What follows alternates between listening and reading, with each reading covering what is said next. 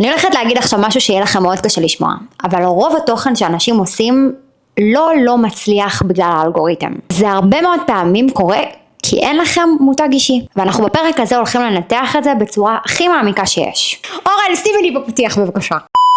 אוקיי, אז אתם יודעים שכבר היום זה לא בעיה לייצר תוכן. כל אחד יכול לקחת את האייפון שלו, לצלם ופשוט להעלות תוכן בצורה הכי פשוטה שיש. הבעיה האמיתית היא לבלוט בתוכן שלנו, היא איך אנחנו בעצם מצליחים לייצר ייחודיות. הרי בסופו של דבר אנחנו יכולים לקחת המון השראה מקולגות, מאנשים בחול, מסרטונים שאנחנו רואים ברשת ואיך אנחנו רגע יכולים להתאים את זה אלינו, וכל עוד אתם מנסים בעצם לייצר תוכן אבל שוכחים רגע איך אני בונה פה מותג ואיך אני באמת בולט, אתם מפספסים פה משהו מאוד מאוד חשוב. והדבר הזה זה למה שמישהו ייקח דווקא אתכם. האמת שבשנה האחרונה אני חושבת שזה אפילו יותר יתחזק. תוכן בלי מותג לא מייצר אמינות כמו מותגים שהם באמת הולכים סביב הערך שלהם. ואנחנו הולכים עכשיו ממש להעמיק את זה.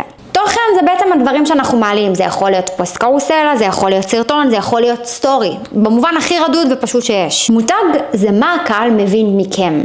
אוקיי, ואנחנו הולכים ממש עכשיו לנתח את זה גם לרמת המותגים הגדולים. בואו ניקח לדוגמה את מותג אדידס, כולנו מכירים אותו. אדידס הביאו מסר שהוא מאוד פשוט. דרך ספורט יש לנו את הכוח לשנות חיים. הם בעצם באים להדגיש כאן שפעילות גופנית היא בעצם משפיעה לא רק על הבריאות, אלא גם על החברה ועל העצמה, ובאמת מביאה פה הרבה מעבר לרק בגדי ספורט. אז אחד המסרים העיקריים ושפת המותג של אדידס זה בעצם שהם מראים שיש להם את הביצועים הכי טובים, ולכן הם באמת לקחו את האנשים הכי טובים שבאמת יפרסמו את המותג יחד איתם. לצורך העניין באדידס העולמי מי שמפרסם זה מסי, ובארץ זאת לינוי אשרם שכולנו יודעים מי ואיך היא מזוהה בעצם ברמה הספורטיבית.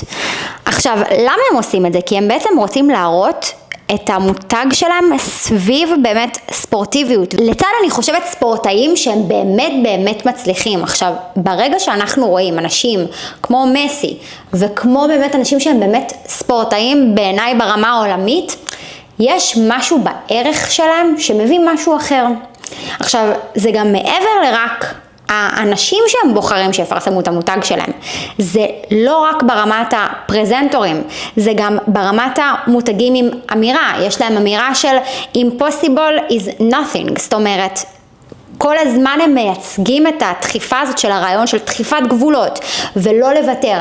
זאת אומרת, כשאנחנו בוחרים בעצם לעשות איזשהו מותג ואיך אנחנו יכולים לקחת את המותג שלנו צעד אחד קדימה, הוא מתחיל בקודם כל ערכים, כמו לצורך העניין כבוד, יושרה, עבודת צוות, חדשנות, אומץ, כל דבר מהסוג הזה.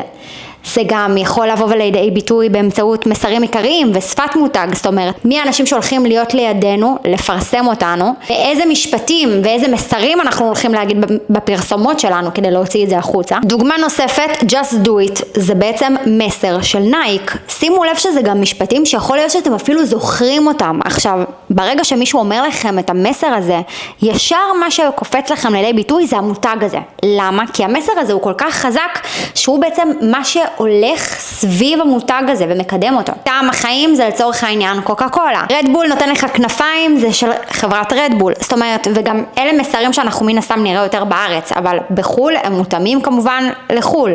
זאת אומרת, לכל מותג יש את המסרים ואת האני מאמין, ואותו דבר אנחנו גם צריכים כעסק קטן לעשות. בסופו של דבר מה שמבדיל עסק קטן לעסק גדול, זה מה אנחנו משדרים החוצה.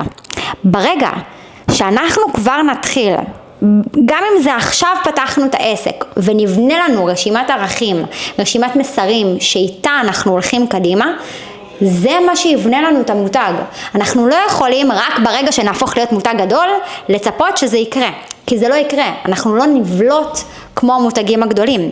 אנחנו צריכים לזכור שבסופו של דבר מותגים גדולים, יש להם שטחי פרסום מאוד גדולים, יש להם תקציבי שיווק מאוד גדולים, שבדרך כלל לעסק קטן אין. ומה שאנחנו בעצם רוצים לבוא, זה להראות את הבידול שלנו והייחודיות שלנו גם כעסק קטן. אז באמת כל הדוגמאות האלה שנתתי עכשיו, זה בעצם המותג, זה מה הקהל בעצם מבין עליכם. מרמת הערכים, לרמת האנרגיה, לרמת האמינות, לרמת מה אתם מייצגים.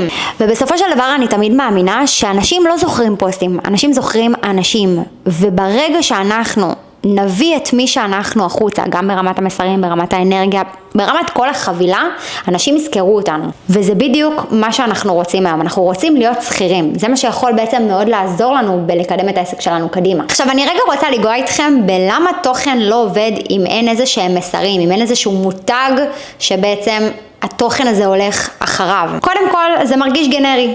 זה מרגיש משהו שנשמע כמו כולם, לא חדשני ולא אומר שום דבר לפי האני מאמין שלי.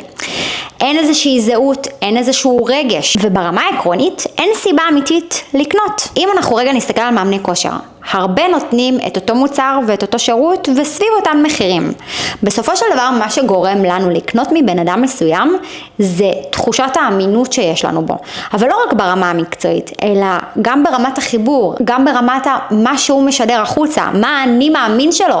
זאת אומרת, אם האני מאמין שלו לא בסופו של דבר מתחבר למה שאני מאמינה, זאת אומרת שהדרך שלו יכולה להוביל אותי לעבר המטרה, אני כנראה לא אקנה ממנו, אני לא ארכוש את המוצר שלו.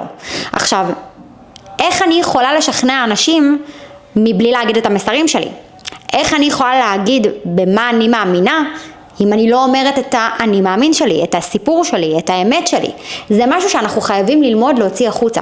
עכשיו, בשביל באמת להצליח לעשות את זה כמו שצריך, אני הולכת להשאיר לכם מתחת לתיאור איזשהו קובץ שבאמת אתם צריכים לענות עליו. אתם ממש צריכים לשבת עליו בצורה הכי עמוקה שיש ולחשוב מה אתם רוצים לשדר החוצה, מה המסרים שלכם, מה אני מאמין שלכם, באיזה דברים אתם מאמינים, באיזה דברים אתם לא מאמינים, באיזה תובנות עלו לכם, מה אתם שונים מאחרים. זה באמת מסמך מאוד מאוד מפורט שאני אשאיר לכם פה למטה, ואני מאוד ממליצה לכם לענות עליו, כי הוא מאוד מאוד מאוד יכול לעזור בשלב הבא לאיך להוציא את זה החוצה. בסרטון הבא אני הולכת להראות לכם איך אני מנתחת סרטונים של כאלה שכתבתם לי באינסטגרם, ובאמת מה הטעויות ומה נכון ומה כן כדאי לשפר ואיפה כן כדאי לעשות אולי דברים אחרת, בשביל שתוכלו כמובן ללמוד מזה.